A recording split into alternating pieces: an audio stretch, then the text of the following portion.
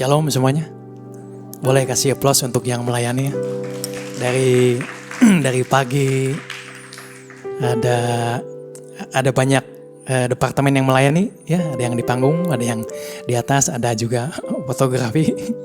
Semua yang di iCare sehingga kita semua bisa diberkati, bisa menikmati ibadah yang saya percaya memberkati kita semua yang datang. Sekali lagi selamat datang yang baru datang. Saya percaya, berdoa, berharap saudara mendapatkan berkat. Amin. Kita sama-sama mendekat kepada Tuhan, kita berdoa. Bapa, mengucap syukur untuk semuanya yang sudah Engkau lakukan, sudah Engkau berikan, dan sudah Engkau siapkan apa yang terbaik bagi setiap kami masuk dalam rancangan-Mu yang sempurna. Sebentar kami akan mendengarkan apa yang menjadi isi hati-Mu, Roh Kudus. Pakai lidah bibir hamba-Mu untuk menyampaikan persis seperti apa yang Kau mau. Segala kemuliaan hanya bagi nama-Mu. Dalam nama Tuhan Yesus kami berdoa dan mengucap syukur. Semua yang siap sama-sama katakan amin. Judul saya hari ini menghidupi iman dalam pilihan hidup. Jadi bagaimana kita mengimani, berjalan dalam iman dalam setiap keputusan atau pilihan selama kita hidup. Semenjak kita menjadi orang percaya. Nah, saya percaya banyak keputusan yang kita ambil ya. Gitu. Nah, kalau saya boleh tanya, keputusan terbesar apa yang saudara pernah ambil? Pasti ada ya, gitu. Atau bahkan saudara sedang mengambil keputusan besar mungkin saat ini. Ya, bagi yang belum menikah, keputusan untuk cari pasangan. Ya, saya juga dulu sama kan. Kayaknya ini nih calon istri saya. Itu keputusan besar. Ya, karena ini satu kali dan selama-lamanya. Atau mungkin saudara ingin memutuskan buka bisnis yang baru. Ini juga keputusan besar. Mungkin saudara sudah banding-banding, sudah riset, sudah belajar, dan akhirnya saudara memutuskan, kayaknya saya mau buka ini nih. Udah saudara cari tempat, bahkan dananya pun mungkin buat saudara itu tidak sedikit tapi besar. Itu keputusan. Atau mungkin saudara ada yang baru pindah dari luar kota ke Bandung. Entah satu dan lain halnya. Apakah saudara study di sini, apakah saudara kerja di sini, dan itu suatu keputusan yang besar. Atau bahkan sebaliknya saudara sedang memutuskan saudara keluar dari Bandung. Ya, entah apakah itu. Dan itu sesuatu keputusan yang besar. Dan memang setiap hari kita harus bahkan dibentuk oleh keputusan. Tadi waktu saya berangkat dari rumah ke sini, saya pun harus ngambil keputusan. Saya mau ambil jalan mana? Mau makan apa? Begitu saudara masuk ke sini, saudara juga ambil keputusan, saudara mau duduk di mana? Itu keputusan. Ada keputusan yang kecil, tapi ada keputusan yang kita bisa bilang lumayan besar. Ada keputusan yang harus cepat diambil, tapi ada juga yang keputusannya enggak harus cepat. Tapi apapun itu, mau besar, mau kecil, mau itu harus cepat atau lambat, tapi yang paling penting yang kita mau, keputusan itu benar. Ya, arah keputusan itu menghasilkan apa yang baik. Nah, itu yang kita mau. Apakah arah keputusan itu benar? Karena kita nggak pernah tahu. Gitu. Nah, Amsal 16:25 mengatakan demikian. Ada jalan yang disangka lurus, tetapi ujungnya menuju maut. Kelihatannya lurus, tapi mungkin di ujungnya ada jurang, atau ternyata di ujung ada belokannya cukup curam, atau masuk ke bawah gitu. Jadi dalam ayat ini, Amsal kasih peringatan bahwa semua yang terlihat baik belum tentu baik. Semua yang terlihat benar belum tentu benar-benar benar. Ya. Kita nggak pernah tahu. Nah, poinnya apa yang mau saya sampaikan? Siapa yang menentukan arah hidup kita? Siapa? Dalam setiap keputusan yang kita ambil. Apakah kita mengambil keputusan berdasarkan perasaan? Kalau saya lagi happy, ya saya ambil keputusan ini. Kalau saya lagi marah, saya keputusannya ini. Atau kita ambil keputusan berdasarkan netizen, berdasarkan media sosial. Karena media sosial banyaknya pilihnya itu. Jadi saya juga pilih itu, putusin itu. Karena di media sosial semuanya oke. Atau berdasarkan tren. Trennya sekarang lagi ke kanan. Nah saya ikutnya ke kanan. Atau kita ngambil keputusan berdasarkan memang ada keinginan, ada ambisi pribadi. Atau kita mengambil keputusan berdasarkan firman Tuhan. Nah pemazmur kasih jawaban harus berdasarkan firman Tuhan. Mazmur 119 ayat 105. Firman-Mu itu pelita bagi kakiku dan terang bagi jalanku. Ini ada lagunya juga ya. Kalau kita cermati firman ini bukan bagus dalam kata-kata, tapi benar-benar punya dampak dalam setiap kehidupan kita. Nah menarik, pemazmur kasih gambaran ini pakai pelita. Jadi zaman itu orang tuh gak punya senter. Sekarang senter bisa ada yang LED, sorotnya bisa jauh, meneranginya bisa jauh. Mobil juga sekarang lampunya udah macam-macam. Nah pelita itu hanya bisa menerangi mungkin hanya beberapa langkah di depan. Mungkin 2 langkah atau 3 langkah gitu. Jadi orang pada saat itu ketika jalan gelap dia harus bawa pelita. Dia harus menerangi setiap jalannya pakai pelita. Dia nggak tahu di sana. Pelita itu hanya bisa menerangi mungkin hanya 2 atau 3 langkah. Tidak seluruhnya. Nah ini firman Tuhan mengatakan tadi, firman-Mu itu pelita bagi kakiku dan terang bagi jalanku. Artinya Tuhan tidak selalu menunjukkan seluruh masa depan kita sekaligus. Enggak pernah. Maunya saya, kalau saya mau, Tuhan kasih tahu saya langsung 5 tahun ke depan saya mau jadi apa. Tuhan mau sediain apa saya 5 tahun ke depan. Maunya gitu kan. Kalau ada orang yang bisnis, kalau bisa Tuhan kasih tahu. Ini bisnis ini akan jadi apa di depan. Bahkan Tuhan mau kasih tahu kita, pasangan kita siapa nih? Jadi kita gak usah pusing-pusing nyari ya. Oh udah yang ini. Anak kita berapa? Kita maunya seperti itu. Atau waktu kita punya masalah, kita mungkin doa sama Tuhan. Kita maunya Tuhan kasih tahu. Ini masalah ini akan beres kapan? Solusinya kapan?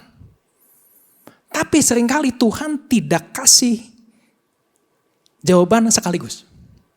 Tuhan hanya memberikan terang secukupnya. Hanya untuk beberapa langkah berikutnya. Itu yang Tuhan kasih. Tapi disitulah iman bekerja. Firman itu pelita bagi kakiku. Jadi kita berjalan, kalau Tuhan kasih terang, baru kita jalan. Kita mengikuti sesuai apa yang Tuhan kasih. Walaupun kita tidak tahu di depan, disitulah iman bekerja. Kita melangkah di atas dasar firman. Ketika Tuhan buka jalan, kita baru jalan di sana. Ketika Tuhan kasih terang di sana, kita baru jalan. Meskipun kita nggak tahu Tuhan mau kemana. Itu pelita bagi kakiku. Jadi pelita itu bukan semua menerangi, bukan. Mungkin hanya beberapa langkah ke depan. Tapi kita tahu Tuhan sudah ada di depan. Esok hari Tuhan sudah ada. Tahun depan Tuhan sudah ada. Bahkan Tuhan selalu ada. 2 Korintus 5 ayat 7. Sebab hidup kami adalah hidup karena percaya, bukan karena melihat. Dipikir-pikir lagi perkataan ini susah-susah gampang. Ya. Kita hidup karena percaya, bukan karena melihat. Dan Tuhan hanya kasih tunjuk kita hanya beberapa langkah di depan. Disitulah iman kita diuji. Apakah kita berani melangkah di atas dasar firman? Meskipun kita belum tahu semuanya. Kita hidup karena percaya. Bukan karena melihat. Oleh sebab itu keputusan yang lahir dari iman tidak berdasarkan apa yang terlihat. Tapi berdasarkan apa yang Tuhan firmankan sama kita. Firman jadi pelita. Jadi landasan untuk kita berjalan. Yang percaya katakan amin. Jadi bicara tentang judul saya menghidupi iman dalam pilihan hidup. Pertanyaannya untuk saya, untuk kita masing-masing. Apakah firman Tuhan memang sungguh-sungguh jadi pelita yang menuntun setiap keputusan yang kita ambil? Kalau kita mau hidup dalam iman, dalam setiap pilihan kita. Apakah memang firman Tuhan itu seperti pelita yang menerangi setiap keputusan kita? Kemana Tuhan arahkan, kita ke jalan ke sana. Kalau Tuhan arahkan ke sini, kalau kita ke sini, berarti kita tidak hidup dalam firman. Tapi kalau kita dasarnya pelita, Tuhan arahkan ke sini, kita melangkahnya ke sini. Artinya itu pelita bagi kakiku, terang bagi jalanku. Kenapa? Karena arah hidup seseorang ditentukan dari suara yang ia percayai. Suara mana yang paling ia percayai? Itu yang akan menentukan arah hidup dia. Sama kayak kalau kita tersesat jalan, kita nanya sama orang. Kalau kita percaya, kita akan ikutin apa yang dikatakan orang itu. Kalau jalannya salah, karena itu yang kita percaya, kita terima. Kalau benar, puji Tuhan. Suara siapa yang kita percayai dalam setiap keputusan yang kita pilih. Itu yang akan menentukan arah hidup kita. Setiap hari. Nah, kalau kita lihat di Kejadian, dosa pertama dalam sejarah manusia, itu bukan dimulai karena Hawa tidak tahu firman. Hawa itu tahu apa yang Tuhan katakan. Allah bilang apa? Jangan makan buah itu. Ditulis jelas. Jadi Hawa tahu. Firmannya sudah jelas. Kebenarannya sudah jelas. Instruksinya sudah jelas.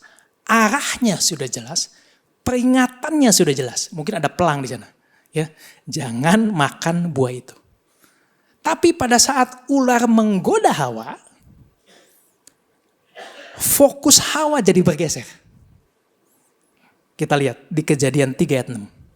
Perempuan itu, Hawa itu melihat bahwa buah pohon itu baik untuk dimakan dan sedap kelihatannya. Lagi pula pohon itu menarik hati karena memberi pengertian. Pada awalnya Hawa berpegang pada apa yang Allah katakan. Berpegang pada firman Tuhan. Tapi waktu ular menggoda dia jadi geser. Apa yang saya lihat, apa yang saya rasakan, kelihatannya sedap, apa yang saya inginkan. Arahnya jadi seperti itu. Ketika perasaan lebih kuat dari firman Tuhan, tiba-tiba Hawa ambil buah itu dimakan. Nah, pergumulan sama Hawa itu masih tetap sama kita alami sampai hari ini. Dalam setiap kali kita mengambil keputusan, kita ngambil keputusan berdasarkan perasaankah? Atau berdasarkan firman Tuhan? Nah, Hawa jatuhnya di perasaan. Sepertinya sedap. Sepertinya menarik. Tapi dia udah tahu firmannya. Arahnya jadi bergeser. Bukan lagi berdasarkan apa yang dikatakan firman Tuhan. Tapi apa yang dia rasakan. Nah, masalahnya, perasaan itu hanya penunjuk kondisi. Kalau senang, ya berarti kondisi kamu sedang senang. Kalau takut berarti kamu sedang takut. Tapi perasaan bukan penunjuk arah. Firman Tuhan penunjuk arah. Fondasi yang kuat. 2 Timotius 3 ayat 16. Segala tulisan, bukan sebagian, segala tulisan yang diilhamkan Allah memang bermanfaat untuk mengajar, untuk menyatakan kesalahan, untuk memperbaiki kelakuan, dan untuk mendidik orang di dalam kebenaran. Jadi, kalau kita memutuskan sesuatu, yang paling baik dasarnya apa? Firman Tuhan. Karena ini yang akan menuntun kita ke dalam seluruh kebenaran. Memperbaiki kesalahan, memperbaiki kelakuan. Dan kita dididik oleh firman ini. Sehingga arahnya benar, keputusannya benar. Artinya, saya tulis begini, kebenaran tidak ditentukan oleh apa yang kita rasakan. Kebenaran ditentukan oleh apa yang Tuhan katakan. Yang setuju katakan amin. Saudara pernah ngecek kesehatan gak? Ya, gak tahu, mungkin ada yang suka cek kesehatan ya. Ilustrasi. Seringkali kita bilang, oh saya sehat. Ya, saya bisa olahraga, bangun masih pagi, ngangkat-ngangkat masih kuat. Wow, sehat lah. Tapi ternyata setelah dicek kesehatan, rapotnya jelek semua. Bahkan dokter bilang, wah ini ada satu penyakit serius. Nah saya pernah dengar ini. Nah ketika perasaan menyebutkan saya oke. Tapi waktu dicek, udah dicek lab segala sesuatu, hasilnya jelek. Mana yang lebih benar? Perasaan atau fakta? Faktanya yang benar. Meskipun perasaannya saya baik-baik saja. Tapi waktu dicek, ya jelek tulisannya. Hasilnya jelek. Jadi apapun perasaannya, kebenaran tetap benar. Apapun perasaannya tidak bisa mengubah kenyataan. Tapi saya benar dok, tapi saya sehat dok. Tapi ini hasilnya jelek. Ya tetap aja. Yang benar itu hasil pemeriksaan. Nah dalam hidup juga sama. Ketika perasaan bertentangan dengan firman, firman yang harus menang. Perasaan kita harus tunduk sama firman. Apapun perasaannya. Karena firman itu tidak berubah. Kalau perasaan berubah-ubah. Bisa datang, bisa pergi. Hari ini happy, nanti sebentar gak happy lagi. Tapi firman Tuhan itu seperti pemilik rumah yang tetap di sana. Diam di sana. Memimpin hidup dan tidak pernah berubah. Jadi perasaan itu seperti tamu. Datang keluar lagi, datang keluar lagi. Firman Tuhan itu adalah Tuhan yang empunya rumah itu sendiri. Jadi saat kita ambil keputusan, ketika perasaan sama firman ini bertentangan, perasaan ini mesti tunduk sama firman. Karena firman yang tidak pernah berubah. Perasaan hanya menunjukkan kondisi, tapi tidak menunjukkan arah. Nah orang yang hidup oleh perasaan berarti dia akan terus berubah-ubah. Karena perasaan berubah-ubah. Tapi orang yang hidup dalam firman, dia akan tetap berjalan di arah yang benar. Meskipun perasaannya sedang tidak baik-baik saja. Karena dia pegangnya firman Tuhan. Kita tahu Abraham waktu itu diperintahkan Allah untuk mempersembahkan Ishak anak yang satu-satunya. Saya tidak dijelaskan detail Abraham perasaannya seperti apa.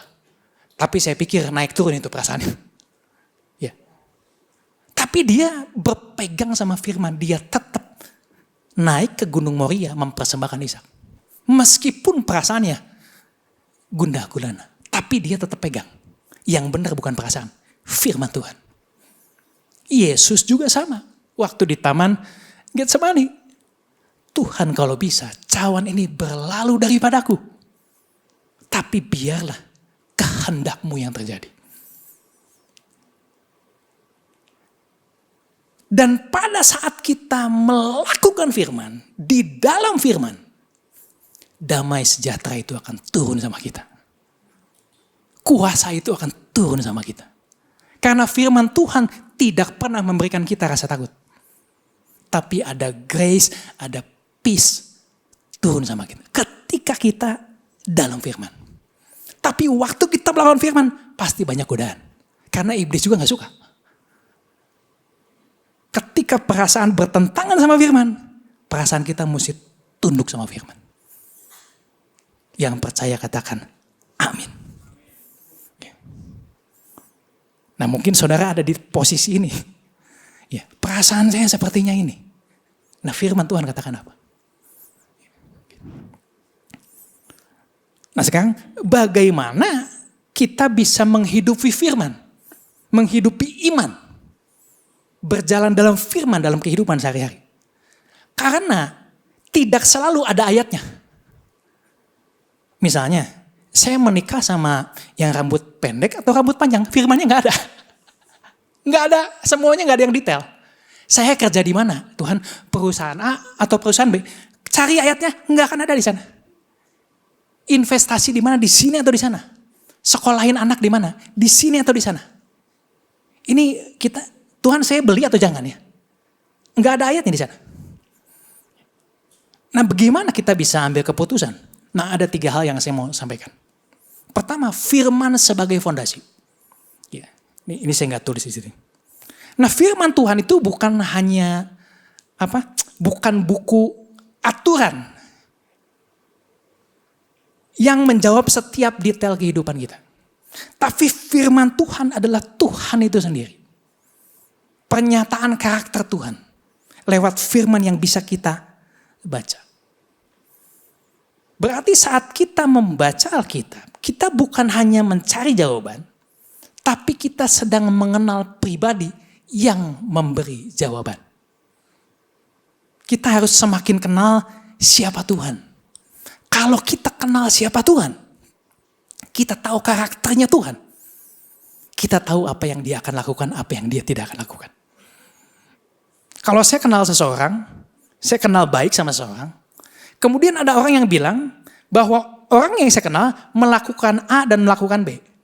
Saya bisa bilang itu bukan dia. Kenapa? Saya tahu persis dia siapa. Nah masalahnya kita kenal Tuhan atau enggak? Kalau kita kenal Tuhan bahwa Tuhan itu baik. Apapun kondisi yang tidak baik yang menimpa kita, kita bisa bilang itu bukan dari Tuhan. Karena saya kenal betul siapa Tuhan. Tuhan itu baik. Jadi semakin kita baca firman Tuhan, ujungnya kita harus semakin kenal siapa Tuhan, karakternya. Nah dasar hidup orang percaya itu bukan suara mayoritas. Meskipun yang banyak orang yang bilang ini A, tapi belum tentu. Ya. Atau perasaan pribadi. Atau sekarang algoritma media sosial. Ya, kadang-kadang suka ada algoritma ya. Tiba-tiba keluar. Nah, dasar hidup kita bukan berdasarkan itu. Bukan. Tapi berdasarkan firman Tuhan. Pelita bagi kakiku. Waktu ular datang sama Hawa, masalahnya bukan buah terlarang. Masalahnya prioritasnya bagi Hawa itu siapa? Standar kebenarannya siapa? Firman Tuhan kah? Atau suara dari iblis tadi? Suara siapa yang kita dengar? Siapa suara yang paling kencang, yang paling kita percayai dalam kehidupan kita? Siapa? Nah begitu Hawa mulai meragukan apa yang Tuhan katakan, arah hidupnya tiba-tiba berubah. Dia tidak lagi berjalan menurut suaranya Tuhan. Dan konsekuensinya kita bisa lihat. Jadi bagaimana kita bisa ambil keputusan? Pertama, firman Tuhan itu dasar yang kuat. Yang tidak pernah berubah dulu, sekarang dan sampai selama-lamanya. Dan firman Tuhan itu bukan hanya tulisan, aturan. Tapi firman Tuhan adalah Tuhan itu sendiri. Semakin kita membaca firman Tuhan, kita semakin mengenal karakter Tuhan itu seperti apa. Contoh, kalau kita kenal bahwa Tuhan itu adil. Satu aja, Tuhan itu adil. Nah, dalam satu ketika kita diperlakukan tidak adil. Apakah kita tetap percaya Tuhan akan memberikan keadilan sama kita? Ya. Kalau kita tahu Tuhan adil, kita tenang. Walaupun memang gak mudah ya diperlakukan tidak adil. Tapi begitu kita tahu Tuhan itu adil, kita akan terus melangkah. Tuhan tahu pasti akan bela saya. Kenapa? Karena Tuhan adalah adil. Cuma satu. Kemudian kita bisa bilang lagi, Tuhan ada di mana-mana. Betul? Tuhan ada di mana-mana. Sebelum kita ada, Tuhan juga ada. Ada satu masa kita pikir, Tuhan tinggalin saya. Enggak ada orang yang care sama saya. Tapi kalau kita kenal bahwa Tuhan ada di mana-mana, kita bisa aman, bisa tenang. Karena kita tahu Tuhan ada di mana-mana. Yang percaya katakan amin. Pertanyaannya, seberapa jauh kita kenal sama Tuhan? Ya. Semakin kita kenal sama Tuhan, kita semakin kuat dalam firman-Nya. Dan kita semakin percaya. Kita akan mempercayai orang yang kita kenal. Kalau kita gak kenal, gimana kita bisa percaya? Ya. Jadi kepercayaan kita beda-beda sama Tuhan. Tergantung seberapa jauh pengenalan kita sama Tuhan. Saya gak akan mungkin menitipkan sesuatu barang yang kepada orang yang tidak saya percaya. Yang percaya saya titipin. Dan saya juga akan mendengar suara orang yang saya percaya. Saya akan ikutin. Nah, pengenalan kita sama Tuhan lewat firman Tuhan. Satu. Kedua, hikmat. Tuhan kasih kita hikmat. Nah, kita tahu dalam hidup ini tidak selalu hitam putih ya. Ada yang, ini yang mana bingung gitu. Dua-duanya gak salah, gak benar gitu. Dua-duanya baik, tapi Tuhan yang mana? Oleh karena itu Tuhan tidak hanya memberikan firman, tapi Tuhan memberikan hikmat. Karena tidak semua keputusan punya ayat yang spesifik sama, persis sama apa yang kita gumulkan. Tapi semua keputusan hidup bisa dipimpin oleh hikmat Tuhan. Jadi hikmat itu apa? Kemampuan menerapkan kebenaran firman Tuhan dalam setiap kondisi yang kita hadapi. Nah, itu hikmat. Jadi di samping firman, Tuhan juga kasih hikmat. Gimana kalau tidak punya hikmat? Firman Tuhan bilang, kita tinggal minta sama Tuhan. Mintalah hikmat dan Tuhan akan kasih kita. Saudara tahu ilustrasi Yusuf? Kejadian Yusuf waktu digoda sama Potifar. Waktu digoda sama Potifar, itu dia gak punya buku. Manual booknya gimana cara menghadapi tante Potifar, gak ada. Tidak ada ayat yang spesifik, mesti gimana. Dia gak pernah ikut training, pelatihan, man ups yang nanti ada. Ya, gak pernah ada. Tidak ada hukum tertulis, tetapi Yusuf punya hikmat. Ia tahu harus seperti apa ketika dalam kondisi seperti itu. Kita bisa lihat di Kejadian 39 ayat 9. Saya baca yang highlightnya, yang bawahnya. Bagaimanakah mungkin aku melakukan kejahatan yang besar ini dan berbuat dosa terhadap Allah? Yusuf punya hikmat. Dan hikmat membuat Yusuf melihat jauh ke depan. Konsekuensi yang apa yang akan dia lakukan. Bukan hanya kesenangan sesaat. Dia tahu konsekuensinya apa ke depan. Itu hikmat. Hikmat bisa membuat kita melihat konsekuensi dari setiap keputusan yang kita ambil. Tuhan bisa kasih hikmat. Dan kita bisa minta sama Tuhan hikmat itu. Jadi semua kita anak-anak Tuhan punya akses untuk minta hikmat sama Tuhan. Kita tinggal minta sama Tuhan. Tuhan akan kasih. Ketiga, karakter dan hati nurani. Roma 8:29. Sebab semua orang yang dipilihnya dari semula, mereka juga ditentukannya dari semula untuk menjadi serupa dengan gambaran anaknya. Supaya ia anaknya itu menjadi yang sulung di antara banyak saudara. Yang saya kasih highlight adalah menjadi serupa dengan gambaran anaknya, yaitu Kristus. Nah, tujuan Allah bukan hanya menghasilkan keputusan yang benar, tapi Tuhan mau menghasilkan kita menjadi pribadi yang benar di dalam Kristus. Yaitu semakin serupa Kristus. Nah, setiap orang percaya ada Roh Kudus tinggal dalam diri kita. Nah, salah satu pekerjaan Roh Kudus itu akan mendorong kita memberikan kekuatan pada kita, menuntun kita, memberi kuasa sama kita untuk semakin serupa dengan Kristus. Dan Roh Kudus ini akan menghasilkan buah roh. Buah roh itu apa? Kasih, sukacita, damai sejahtera, kesabaran, kemurahan, kebaikan, kesetiaan, kelemah lembutan, penguasaan diri. Jadi ini yang akan dihasilkan oleh Roh Kudus. Ini semua karakter Kristus. Jadi Tuhan tidak hanya ingin kita melakukan yang benar, tapi Tuhan ingin kita menjadi orang yang benar. Nah, kita nggak bisa melakukan sendiri dengan kekuatan sendiri. Oleh karena itu Roh Kudus tinggal dalam diri kita. Nah, kita tahu Daniel. Daniel itu di Babel. Kondisinya di Babel itu tidak ada yang kenal Tuhan. Tapi Daniel tetap berdoa kan sama Tuhan. Akhirnya dia dimasukkan ke gua singa. Tapi Daniel tetap bisa punya integritas. Dia tetap punya karakter. Dia gak mau sembah Allah lain. Dia tetap pegang, berjalan dalam firman. Karena Daniel punya karakter yang sudah terbentuk. Sehingga ketika tekanan datang, Daniel tidak harus menciptakan integritas. Dia hanya tinggal mengeluarkan integritas yang memang sudah ada di dalam dirinya. Karakternya memang sudah terbentuk. Berarti saya tulis begini. Karakter yang dibangun setiap hari akan menentukan keputusan saat tekanan datang. Kita orang seperti apa? Dan itu akan sangat terlihat ketika tekanan itu muncul. Baru kelihatan aslinya apa. Dan Daniel memperlihatkan aslinya.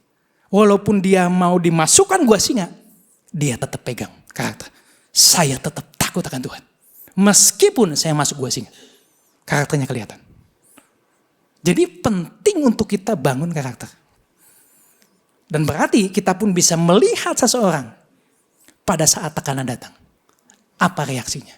Kita bisa melihat dengan jelas karakternya apa. Nah, Tuhan mau kita bukan hanya mengambil keputusan yang benar, tapi kita makin serupa dengan Kristus. Menjadi orang yang benar. Dan untuk itu Roh Kudus tinggal dalam diri kita. Kalau gagal gimana? Teu naon. Bertobat balik lagi. Kalau gagal lagi, gak apa-apa. Tobat balik lagi. Firman Tuhan bilang 7 kali orang benar jatuh. Tapi bangun lagi. Enggak ada yang sempurna. Tapi yang penting arah kita sudah benar. Dan Tuhan akan tuntun. Roh Kudus akan kasih kita kekuatan. Semakin hari semakin serupa Kristus. Nah, ada 3 pertanyaan mungkin yang bisa membantu kita pada saat kita ada di keputusan yang sulit. Pertama, kita bisa tanya begini. Apa yang firman Tuhan katakan? Apa yang firman Tuhan katakan? Kalau kita ada dalam keputusan nih, harus ngambil keputusan. Firman Tuhan apa? Prinsipnya apa? Nilainya apa? Nah, kita tahu ada hal-hal yang tidak bisa dinegosiasikan. Kejujuran. Kalau kita mesti bohong, udah pasti salah. Itu bukan keputusan yang benar. Karena firman Tuhan bilang kita harus jujur. Kesucian. Kita harus jaga kesucian. Tapi gak apa-apa. Itu udah pasti salah. Apa yang Tuhan firman katakan? Jangan membunuh. Udah jelas itu mah. Jangan mencuri. Tapi mencurinya sedikit. Udah salah. Udah jelas. Jangan berzina. Udah jelas. Jadi ada hal-hal yang Tuhan sudah bicara jelas. Kita jangan cari pembenaran. Kita tinggal ikutin aja. Kita hanya perlu ketaatan. Jadi untuk nilai sesuatu yang jelas, prinsip yang jelas, kita hanya perlu ketaatan. Bukan mencari pembenaran. Karena sudah jelas Tuhan bilang seperti itu. Ya. Kita harus pegang kuat. Dan waktu kita pegang prinsip Tuhan, Tuhan yang akan jadi backingnya kita. Sama seperti Daniel. Jangan menyembah Allah lain. Udah jelas, gak ada kompromi. Pegang. Masuk gua singa, tapi Tuhan tolong. Kedua, Apa kata firman Tuhan? Kedua, dampaknya apa? Kalau saya ambil keputusan itu. Galatia 6 ayat 7. Jangan sesat, Allah tidak membiarkan dirinya dipermainkan. Karena apa yang ditabur orang, itu juga yang akan dituai. Setiap keputusan kita, apapun itu adalah benih.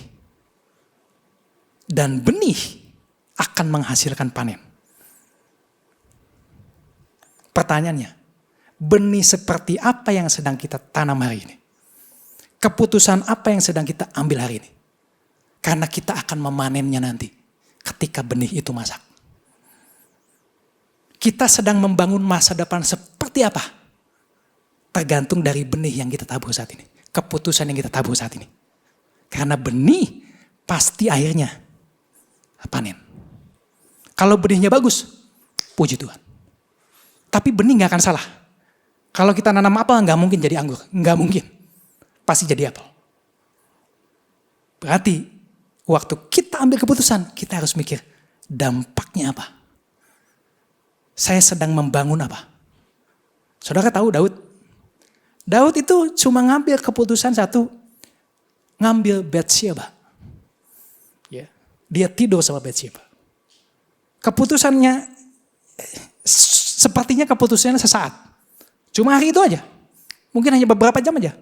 Tapi keputusan itu panen. Ya. Daud masuk jatuh dalam dosa perzinahan. Dia akhirnya ngebunuh Uria. Keluarganya hancur berantakan. Dan dia harus berbohong. Satu keputusan. Panennya banyak. Satu benih. Panennya berlimpah. Ya. Satu benih bisa jadi satu pohon. Dan buahnya banyak. Jadi waktu kita ambil keputusan, dampaknya apa? Ketiga, kalau saya ngambil keputusan ini, saya akan jadi siapa? Setelah saya ambil keputusan ini. Nah ini mungkin pertanyaan yang cukup dalam. Karena ada banyak hal yang legal. Ada banyak hal yang diperbolehkan. Tapi belum tentu membangun. Ya. Apalagi zaman sekarang. Banyak yang legal. Tapi kita tahu belum tentu membangun. Banyak yang boleh. Kelihatannya nggak ada dosa sih. Tapi tidak membangun. 1 Korintus 10:23. Segala sesuatu diperbolehkan. Boleh. Benar, tapi bukan segala sesuatu berguna. Segala sesuatu diperbolehkan. Benar. Tetapi bukan segala sesuatu membangun. Jadi waktu kita ambil keputusan, kita mesti tanya, kalau saya terus ambil keputusan ini lagi nih. Saya akan jadi siapa nanti gitu? Saya akan menjadi pribadi seperti apa? Apakah saya semakin seperti Kristus? Atau malah sebaliknya. Artinya setiap keputusan bukan hanya mengubah keadaan, tapi akan membentuk karakter kita. Kita akan menjadi siapa. Dan kita hari ini dibentuk berdasarkan keputusan-keputusan yang kita ambil sebelumnya. Makanya kita menjadi seperti ini. Nah kita tahu Salomo itu tidak jatuh dalam satu hari. Tapi dia banyak ambil keputusan-keputusan kecil yang kompromi. Dari istri satu jadi berapa? Banyak. Ya. Akhirnya satu keputusan kecil yang ambil lagi itu. Ambil lagi itu. Ambil lagi itu. Tiba-tiba Salomo jadi menjauh daripada Tuhan. Karena itu sudah jadi karakter. Sedikit demi sedikit, sedikit demi sedikit, sedikit demi sedikit. Nah saya tulis begini. Keputusan tidak hanya menentukan kemana kita pergi. Keputusan menentukan kita menjadi siapa. Kita jadi siapa. Berdasarkan keputusan yang kita ambil. Jadi sebelum memutuskan, ada 3 pertanyaan yang kita untuk jadi panduan lah ya. Saya juga masih belajar. Apa kata firman Tuhan? Kalau udah jelas, jangan tanya lagi kedua ketiga, udah salah itu. Udah aja. Udah cut. berarti bukan.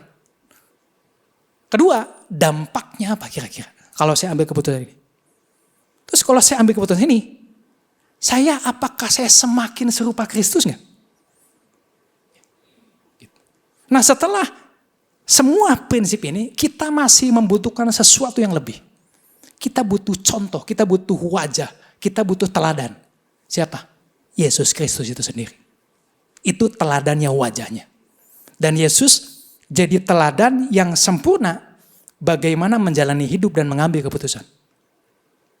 Yohanes 1:14. Firman itu telah menjadi manusia dan diam di antara kita, dan kita telah melihat kemuliaannya, yaitu kemuliaan yang diberikan kepadanya sebagai anak tunggal Bapa, penuh kasih karunia dan kebenaran. Kasih karunia dan kebenaran, kasih dan kebenaran. Bukan kasih tanpa kebenaran, bukan kebenaran tanpa kasih, tapi kasih dan kebenaran dua-duanya berjalan bersama. Kita tahu waktu Yesus ketemu sama perempuan yang berzina, dia tidak menghukum untuk menghancurkan. Tapi dia juga tidak dia juga tahu dia berdosa. Kasih dan kebenaran. Makanya Yesus bilang gini, aku pun tidak menghukum engkau. Pergilah dan jangan berbuat dosa lagi. Jadi setiap kali keputusan yang Tuhan ambil, itu ada kasihnya, ada kebenarannya. Kalau kasih tanpa kebenaran, jadi kompromi. Kalau kebenaran tanpa kasih, jadi kekerasan. Nah kita perlu kasih dan kebenaran. Nah kita bisa lihat kedua-duanya itu dalam setiap keputusan yang Yesus ambil. Apakah ada kasih dan kebenaran? Nah yang paling mudah sebetulnya gini. Kalau kita ada dalam satu keputusan. Kira-kira kalau Yesus ada di posisi saya, apa yang dia mau katakan? Apa yang mau dia lakukan? Nah itu yang paling mudah sebetulnya. Ya, kalau Yesus jadi diri saya lagi di kelas. Kira-kira mau ngapain? Kalau saya sebagai ibu rumah tangga dan Yesus menjadi posisi saya mesti ngapain? Kalau saya sebagai seorang istri, saya sebagai seorang suami, kalau Yesus di posisi saya, apa yang dia akan katakan? Apa yang akan dia lakukan? Itu yang paling mudah. Nah banyak orang mungkin nggak pernah baca Alkitab yang di sana. Di sini Merajin Dewa WG. Ya. Di luar sana belum tentu orang baca Alkitab. Tapi percayalah, mereka baca kehidupan kita. Bagaimana kita bicara? Bagaimana kita mengambil keputusan? Bagaimana kita memperlakukan orang lain? Bagaimana kita bekerja? Di kantor, di pekerjaan. Mereka baca kita. Nah orang lain sedang lihat. Apakah iman yang kita ucapkan benar-benar terlihat dalam pilihan hidup kita setiap hari. Karena pada akhirnya iman bukan hanya terdengar dari mulut kita. Tapi dari setiap keputusan yang kita ambil. Baik untuk diri kita maupun dampaknya sama orang lain. Tuhan bisa lihat. Wah seperti Yesus berhikmat. Apa prioritasnya? Nah ini saya bisa jadi rangkuman. Ya boleh ditampilkan arah. Ya. Jadi A ini Alkitab. Bukan Alkitab itu menjadi standar. Bukan perasaan. Ya. R-nya ini renungkan dampaknya. Apa yang kita tabur, itu akan kita tuai. Dan bahkan saya bisa bilang apa yang kita nikmati sekarang adalah hasil taburan kita. Jadi kalau kita mau hasil yang bagus di depan, kita mesti nabur yang baik di sini. Karena pasti apa yang kita tabur, kita pasti akan tuai. Kalau kita sudah menabur apa yang baik, gak usah takut. Kita pasti menuai apa yang baik. Arahkan diri kepada Kristus. Yesus adalah teladan. Kira-kira kalau Yesus di posisi saya, apa yang akan dia lakukan? Apa yang akan dia katakan? Keempat, hak hidup dalam hikmat. Minta hikmat sama Tuhan. Karena kita seringkali gak tahu apa yang harus kita lakukan. Gak tahu apa yang harus kita katakan. Nah Tuhan kasih hikmat sama kita. Karena Tuhan yang tahu segala sesuatu. Dan Tuhan akan kasih kita hikmat. Asal kita minta. Tuhan pasti kasih hikmat. Tapi saya gak pintar-pintar amat. Gak masalah. Tuhan gak bilang yang pintar. Yang minta Tuhan kasih. Jadi saya tulis di akhir gini, iman yang hidup selalu terlihat dalam pilihan hidup. Gimana cara kita tahu kita beriman? Terlihat dari setiap pilihan hidup yang kita ambil. Apakah pilihan hidup kita itu sesuai dengan firman Tuhan? Apakah kita berani melangkah di atas firman, di dalam firman? Di sana iman kita diuji. Kita nggak mendengar suara di luar firman Tuhan. Dan kita jadi tidak takut apapun yang terjadi di sekeliling kita. Karena kita berdiri di atas firman. Dan percaya waktu kita ambil firman itu, kita di dalam firman itu, kita akan melihat bagaimana kuasa Tuhan bekerja. Bagaimana damai sejahtera itu turun. Perlindungan Tuhan turun. Kita akan melihat kebesaran Tuhan pada saat kita berani melangkah dalam firman ini. Pertanyaannya, kita percaya apa enggak? Apakah kita menjadikan firman itu benar-benar pelita dalam setiap keputusan kita? Jadi gak usah takut. Ya, percaya penuh sama Tuhan. Jangan pakai pengertian kita sendiri. Dan Tuhan akan tuntun kita. Karena apa? Tuhan sangat mengasihi kita. Seperti Bapa sayang anaknya. Yang percaya katakan amin. Bagi kemuliaan bagi Tuhan.